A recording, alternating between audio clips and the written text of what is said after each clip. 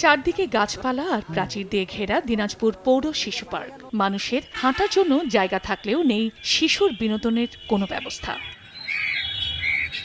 পৌরবাসী বলছেন, পার্কে সকালে আর বিকেলে স্থানীয়রা হাঁটেন। সংস্কার না হওয়ায় ব্যবহার অনুপযোগী শিশুদের খেলার সরঞ্জাম ও শৌচাগার। এমনকি সন্ধ্যার পর বসে বখাটে ও মাদক সেবীদের আড্ডা।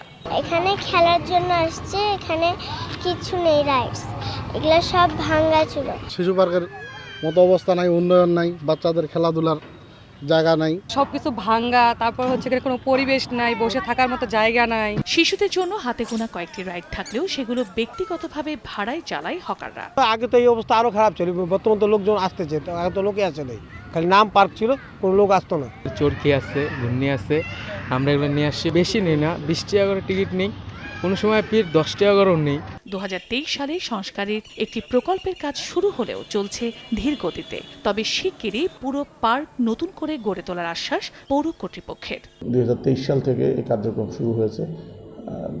সেই কার্যক্রমের আওতায় কিছু রাস্তাঘাট, কিছু রাইডস, নতুন করে কিছু শিশুদের খেলার উপযোগী রাইডস ইনস্টলেশন করা হবে। শিশু পার্কটির আধুনিকায়নে ব্যয় ধরা হয়েছে 2,50,00,000 টাকা। সময় সংবাদ, দিনাজপুর।